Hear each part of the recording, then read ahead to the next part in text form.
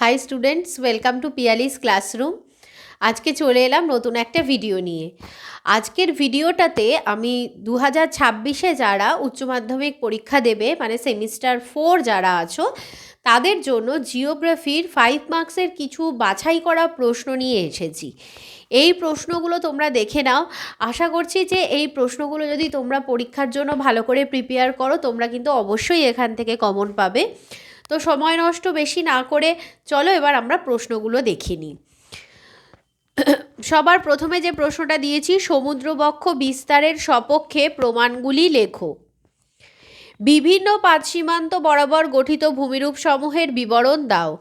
এখানে তোমরা অভিসারী, প্রতিসারী, নিরপেক্ষ 3 ধরনের পাতসীমান্তকে উল্লেখ করবে। বিভিন্ন প্রকার উপকূলের শ্রেণীবিভাগ করে উদাহরণসহ তার বিবরণ দাও। ডেভিসের স্বাভাবিক ক্ষয়চক্রের পর্যায়গুলির বৈশিষ্ট্য লেখো। মানে এখানে যদি এই প্রশ্নটা ধরো যৌবন পরিণত দুটো তুলে দিতে পারে বা ক্ষয়চক্রের পর্যায়গুলো দিয়ে দিতে পারে। ভূমিভাগের পুনর্যৌবন লাভের ফলে গঠিত ভূমিরূপ সমূহের বিবরণ দাও। অবশ্যই এই বিবরণগুলোতে কিন্তু ছবি আঁকবে, ঠিক আছে?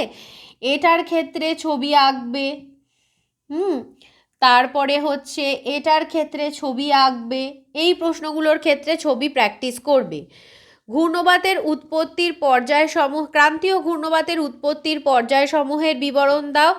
এর সাথে এর গঠনটাও পড়ে রাখবে। নাতিশীতোষ্ণ ঘূর্ণবাতের উৎপত্তির পর্যায়সমূহের বিবরণ দাও। ছবি প্র্যাকটিস করবে। বিশ্বব্যাপী জলবায়ু পরিবর্তনের কারণ ব্যাখ্যা করো। কোপেনকৃত জলবায়ুর শ্রেণীবিভাগ করে তার বিবরণ দাও। সমুদ্র স্রোতের পরিবেশগত ও অর্থনৈতিক প্রভাব ব্যাখ্যা করো।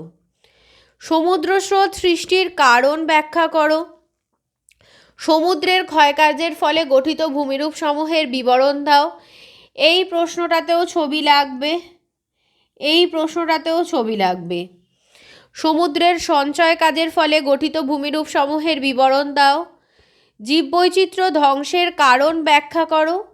জীববৈচিত্র্য সংরক্ষণের পদ্ধতিগুলির বিবরণ দাও। তো এই যে প্রশ্নগুলো দিলাম, এই প্রশ্নগুলো কিন্তু এবছর এইচএসের জন্য বাছাই করা এই যে 15টা প্রশ্ন আমি দিয়েছি।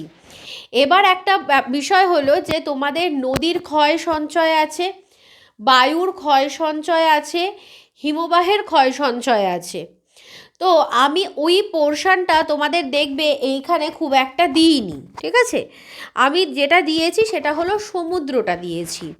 তো যেহেতু তোমাদের নদী, বায়ু এবং আবহবিকার নদী, বায়ু এবং হিমবাহ এই তিনটেই তোমাদের ক্লাস 10-এর সিলেবাসে ছিল, সেই কারণে 10-এ তোমাদের এই বিষয়গুলো অনেকটাই তৈরি করা ছিল। তো তোমাদের 12-এর নিউ টপিক হিসাবে সমুদ্রের ক্ষয় এবং সঞ্চয়, এটা কিন্তু 12-এর একটা নিউ টপিক। তো সেই কারণে যেহেতু এটা 12-এর নিউ টপিক, সেই কারণে কিন্তু তোমরা সমুদ্রের ক্ষয় এবং সঞ্চয় এই দুটোর ফলেই গঠিত ভূমিরূপ সমূহের ওপরে বেশি মাত্রায় জোর দেওয়ার চেষ্টা করবে। তার মানে এটা নয় যে তোমরা নদী আর বায়ু আর হচ্ছে তোমার হিমবাহ এটা পড়বে না, সেটা কিন্তু নয়।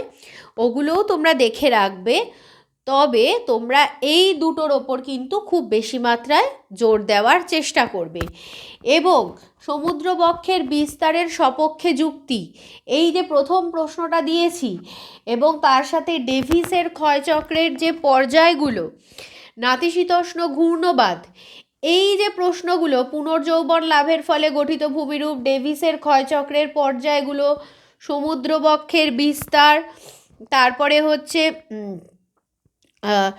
সমুদ্রের ক্ষয়, সমুদ্রের সঞ্চয়, তারপরে হচ্ছে সমুদ্র স্রোতের পরিবেশগত অর্থনৈতিক ফলাফল, তারপর হচ্ছে জীববৈচিত্র্য ধ্বংসের কারণ, জীববৈচিত্র্য সংরক্ষণের পদ্ধতি। এই যে প্রশ্নগুলোতে আমি টিকমার্ক করেছি, এই প্রশ্নগুলো কিন্তু ভেরি ভেরি ইম্পর্টেন্ট প্রশ্ন। তাহলে আজকের ভিডিওটাতে আমি এই 15টা প্রশ্নই দিলাম। এর পরবর্তী তোমাদের যে অর্থনৈতিক পার্টটা যেটা রয়েছে, জিওগ্রাফির আরেকটা পার্ট যেটা রয়েছে, সেই পার্টটা থেকেও আরও কিছু ইম্পর্টেন্ট প্রশ্ন বলে দেব। এই ভিডিওটাতে এইটুকুই বললাম। ভিডিওটা যদি তোমাদের কাছে হেল্পফুল মনে হয়ে থাকে তাহলে অবশ্যই একটা লাইক করো, চ্যানেলটাকে সাবস্ক্রাইব করে রেখো পরবর্তী ভিডিওর নোটিফিকেশানটা যাতে পাও, সেই কারণে বেল আইকনটিকে হিট করে রেখো। আর যদি ভালো লেগে থাকে তাহলে অবশ্যই কিন্তু বন্ধুদের মধ্যে শেয়ার করে দিও। আর তোমরা যদি তোমাদের কামিং এক্সামের জন্য কোনো ধরনের হেল্প তোমাদের দরকার হয়, তোমরা যদি কোনো নোটসের পিডিএফ চাও, সেক্ষেত্রে তোমরা আমাকে কমেন্ট বক্সে মেসেজ করতে পারো। আমি চেষ্টা করব যতটা সম্ভব তোমাদেরকে হেল্প করার। আজকের ভিডিওটা তাহলে এখানেই শেষ করছি। টাটা।